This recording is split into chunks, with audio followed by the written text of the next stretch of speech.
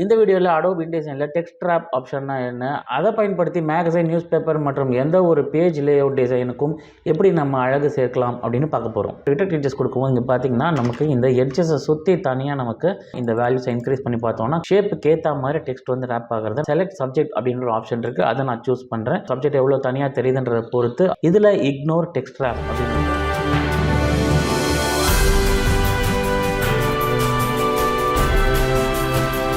வணக்கம், welcome to வரைக்கலை. நான் Sukumar Swaminathan, graphic designer and video editor. Window மெனுவில் டெக்ஸ்ட் ராப் அப்படின்ற ஆப்ஷன் இருக்கும். இதை கிளிக் பண்ணிங்கன்னா இந்த மாதிரி ஒரு பேனல் வரும். இதோடைய ஷார்ட்கட் Ctrl+Alt+W. இந்த ஆப்ஷன் இப்போ டெமோ காமிக்கிறதுக்காக நான் சந்திராயன் குறித்த ஆர்டிக்கலை விக்கிபீடியாவிலேருந்தும் அது ரிலேட்டடான இமேஜஸை நான் இஸ்ரோ சைட்லேருந்தும் எடுத்து வச்சிருக்கேன். இந்த கண்டென்ட்டை ஃபார்மேட் பண்ணுறதுக்கு நான் சில பேராகிராஃப் ஸ்டைல்ஸ் யூஸ் பண்ணியிருக்கேன். டைப் மெனுவில் paragraph styles. So paragraph styles எப்படி அப்ளை பண்ணுறது, எப்படி நம்ம டெக்ஸ்ட்டை ஃபார்மேட் பண்ணுறது அப்படின்றது குறித்து டீட்டெயிலாக ஒரு வீடியோ நம்ம போட்டிருக்கோம். அதை ரெஃபர் பண்ணிட்டு வந்தீங்கன்னா உங்களுக்கு பயனுள்ளதாக இருக்கும். அந்த வீடியோவில் கூறியிருக்கக்கூடிய வழிமுறைகள் படி நான் டெக்ஸ்ட் ஃபார்மேட் பண்ணி வச்சிருக்கேன். ஸோ நான் ஸ்ட்ரைட்டாக இப்போ நான் அந்த ஸ்டைல்ஸை அப்ளை பண்ண போகிறேன். என்னுடைய special text, introduction text first பேஜில் ஆர்டிக்கல் ஆரம்பிக்கிற இடத்துல இருக்குது. அது பேராகிராஃப் ஸ்டைல் 3 கொஞ்சம் பெரிய ஃபாண்ட்டில் வச்சுருக்கேன். அடுத்தது வந்து பாடி காப்பின்னு சொல்லக்கூடிய ரன்னிங் டெக்ஸ்ட் எல்லாமே நான் வந்து பேராகிராஃப் ஸ்டைல் 1 கிரியேட் பண்ணியிருக்கேன். ஸோ அது எல்லாத்தையும் நான் கண்ட்ரோலே கொடுத்து செலக்ட் பண்ணிவிட்டு பேராகிராஃப் ஸ்டைல் 1 கிளிக் பண்ணுறேன். அடுத்தது டைட்டில்ஸ்க்கு வந்து நான் பேராகிராஃப் ஸ்டைல் 2 கொடுத்துருக்கேன். ஸோ நான் டைட்டில்ஸ் கிளிக் பண்ணி பேராகிராஃப் ஸ்டைல் 2 நான் கிளிக் பண்ணுறேன். இப்போ டெக்ஸ்ட் ராப் டெமோ பர்பஸ்க்காக பேராகிராஃப் ஸ்டைல் நான் ரொம்ப சிம்பிளாக தான் நான் வச்சுருக்கேன். இப்போ வந்து நம்ம இதில் இமேஜஸை ப்ளேஸ் பண்ண போகிறோம். ஸோ டெக்ஸ்ட் ராப் என்னென்னா, நம்ம இமேஜஸோ இந்த ஆப்ஜெக்ட்ஸோ வைக்கும்போது அதை சுற்றி டெக்ஸ்ட் வந்து அழகாக ரேப் ஆகிறது தான். அது எப்படி நம்ம இப்போ பார்ப்போம். ஓகே, விண்டோ மெனுவில் நான் அகைன் டெக்ஸ்ட் ராப் பேனல் எடுத்துக்கிறேன். இப்போ முதல்ல வந்து நம்மக்கிட்ட இருக்கிறது ஒரு ஸ்கொயரான இமேஜ். இந்த ஆர்டிக்கலில் நான் இந்த இமேஜை நான் ப்ளேஸ் பண்ணணும். இது வந்து இப்போ நமக்கு சந்திராயன் 3 எடுத்து அமைச்ச ஒரு ஃபோட்டோகிராஃப்.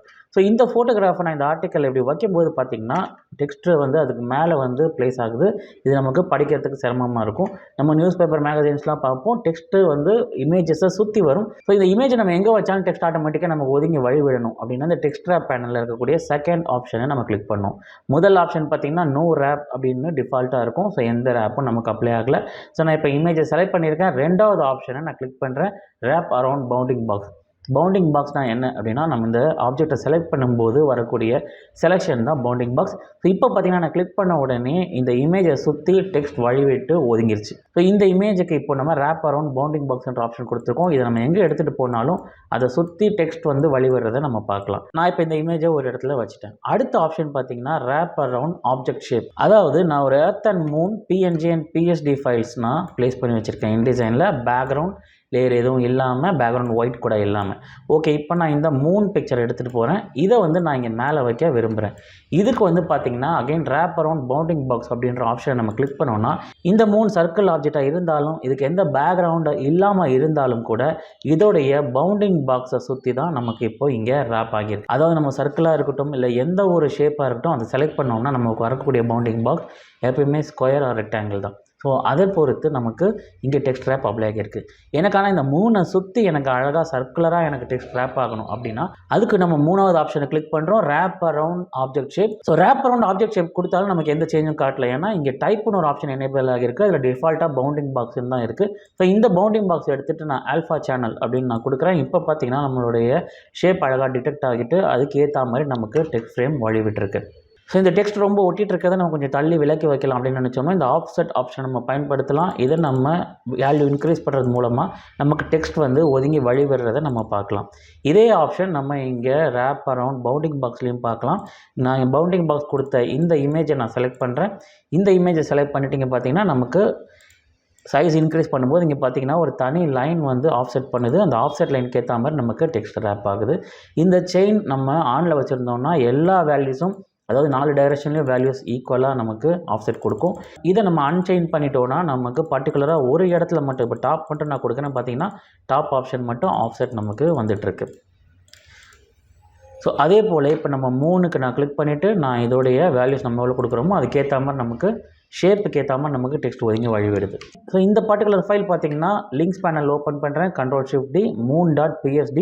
ஸோ லேயர் எதுவும் இல்லாமல் நான் சேவ் பண்ணியிருக்கேன். அதே மாதிரி இங்கே பார்த்தீங்கன்னா எர்த் ஃபைல் ஒன்று இருக்குது. இந்த எர்த் இமேஜ் பார்த்தீங்கன்னா earth.png. ஸோ இந்த மாதிரி பேக்ரவுண்ட் இல்லாத எந்த ஃபார்மேட்டில் வேணால் சப்போர்ட்டட் பை இன்டிசைன் நம்ம ப்ளேஸ் பண்ணோன்னா ரேப் அரவுண்ட் ஆப்ஜெக்ட் ஷேப்பை நம்ம ஈஸியாக பயன்படுத்திக்கலாம். அகைன் இப்போ இந்த எர்த் இமேஜை நான் கீழே வைக்கிறேன். கீழே வச்சுட்டு நான் கொஞ்சம் இதை பெருசு பண்ணுறேன். பெருசு பண்ணிவிட்டு again third option wrap around object shape. இப்போது அகெயின் பார்த்தீங்கன்னா ஆல்ஃபா சேனல். ஸோ இங்கே நமக்கு சர்க்குலராக ஒதுங்கி வழிவிடுது. ஆஃப்செட் நான் கொஞ்சம் வேல்யூஸும் நான் வச்சுருக்கேன். ஓகே, நம்ம ரெக்டாங்கிளுக்கு பார்த்தோம், நம்ம சர்க்கிளுக்கு பார்த்தோம். பட் காம்ப்ளிகேட்டட் ஷேப்ஸ்க்கு என்ன பண்ணுறது? உதாரணத்துக்கு இதுவும் வந்து பார்த்திங்கன்னா ஒரு PSD டாக்குமெண்ட்டில் நான் சேவ் பண்ணி வச்சுருக்கேன். பேக்ரவுண்ட் லேயர் எதுவும் இல்லாமல் வெறும் ஆப்ஜெக்ட் மட்டும் இருக்குது. ஸோ இந்த மாதிரி இமேஜஸ்க்கு எப்படி ரேப் கொடுக்குறதுன்னு பார்ப்போம். இந்த இமேஜை நான் இப்போ செலக்ட் பண்ணிவிட்டேன். டெக்ஸ்ட் ரேப் ஆப்ஷனில் நான் இப்போ ரேப் அரவுண்ட் ஆப்ஜெக்ட் ஷேப் கொடுக்குறேன். இந்த முறை நான் ஆல்ஃபா சேனல் கொடுக்காமல் டிடெக்ட் எட்ஜஸ் கொடுக்குறேன். டிடெக்ட் எட்ஜஸ் கொடுக்கும்போது இங்கே பார்த்தீங்கன்னா நமக்கு இந்த எட்ஜஸை சுற்றி தனியாக நமக்கு ரேப் ஒன்று செலக்ட் ஆகியிருக்கு. ஸோ இப்போ அகெயின் நம்ம இந்த வேல்யூஸை இன்க்ரீஸ் பண்ணி பார்த்தோம்னா கரெக்டாக நம்ம ஷேப்புக்கு ஏற்ற மாதிரி டெக்ஸ்ட் வந்து ரேப் ஆகிறத நம்ம பார்க்கலாம். ஸோ இந்த இமேஜை நான் எங்கே தள்ளி வச்சாலுமே அதுக்கேற்ற மாதிரி டெக்ஸ்ட் ஒதுங்கி வழி விடுறதை நம்ம பார்க்கலாம். ஸோ இப்போ நம்ம ரெக்டாங்கிள் பார்த்தோம், சர்க்கிள் பார்த்தோம். அது மட்டும் இல்லாமல் நமக்கு பேக்ரவுண்ட் இல்லாத எந்த ஒரு இமேஜுக்கும் எந்த ஒரு ஆப்ஜெக்ட்டுக்கும் நம்ம வந்து ரேப் பண்ண முடியுன்றதை பார்த்தோம். பட் இங்கே எனக்கு ஃபஸ்ட் பேஜில் பார்த்தீங்கன்னா இங்கே ஒரு நம்ம லான்ச் பண்ண சந்திராயன் 3 லான்ச் பண்ண இமேஜ் எனக்கு இருக்குது. ஸோ இந்த ராக்கெட்டை சுற்றி எனக்கு வந்து டெக்ஸ்ட் ரேப் ஆகணும். நம்ம காமனாக நியூஸ் பேப்பர்ஸ்லாம் பார்ப்போம், ஒரு பெரிய ஃபிகர் ஒன்று இருக்கும், ஒரு சப்ஜெக்ட் இருக்கும், இல்லை ஒரு செலிபிரிட்டி இருப்பாங்க, அவங்கள சுற்றி டெக்ஸ்ட் அழகாக ரேப் பண்ணியிருக்கும். ஸோ அந்த மாதிரி எனக்கு பண்ணணும் அப்படின்னா ஸோ இந்த இமேஜை நான் இப்போ கிளிக் பண்ணுறேன். Third option wrap around object shape போயிட்டு இப்போ பார்த்தீங்கன்னா டிஃபால்ட்டாக பவுண்டிங் பாக்ஸ்னு இருக்குது. அதில் செலக்ட் சப்ஜெக்ட் அப்படின்ற ஒரு ஆப்ஷன் இருக்குது, அதை நான் சூஸ் பண்ணுறேன்.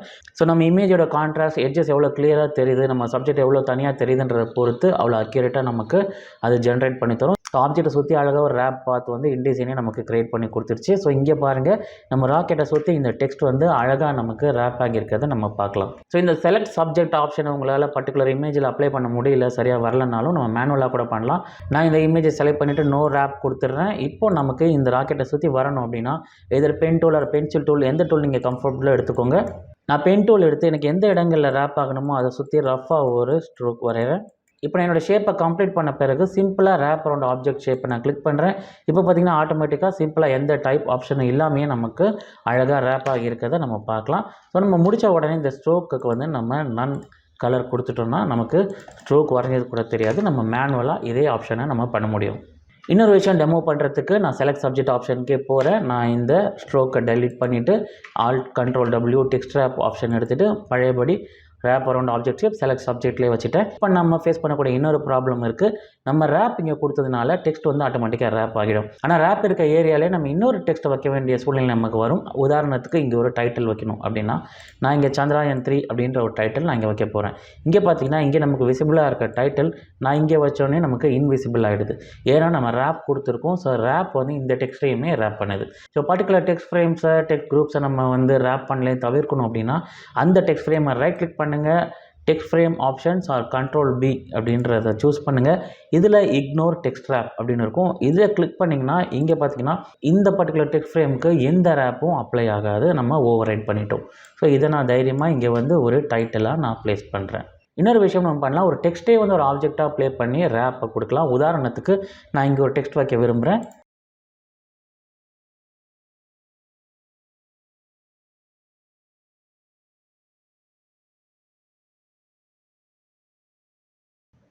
ஸோ இந்த டெக்ஸ்ட்டை இப்போ நான் சுற்றி ரேப் பண்ணால் சிம்பிளாக இந்த டெக்ஸ்ட்டை நம்ம செலக்ட் பண்ணிவிட்டு நம்ம எப்படி ரேப் ஆப்ஷன் மற்ற ஆப்ஜெக்ட்டுக்கு அப்ளை பண்ணோமோ அதே மாதிரியே நம்ம ரேப்பை கிளிக் பண்ணோன்னா நமக்கு அந்த டெக்ஸ்ட்டை சுற்றியும் நம்மளுடைய மற்ற டெக்ஸ்ட் அழகாக வழிவிடுறதை நம்ம பார்க்கலாம்.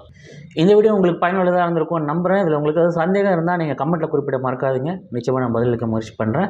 இன்டிசைனை நீங்கள் தனிப்பட்ட முறையில் 1-to-1 ப்ரொஃபஷனல் ட்ரைனிங்காகவும் நீங்கள் என்கிட்ட கற்றுக்கலாம்.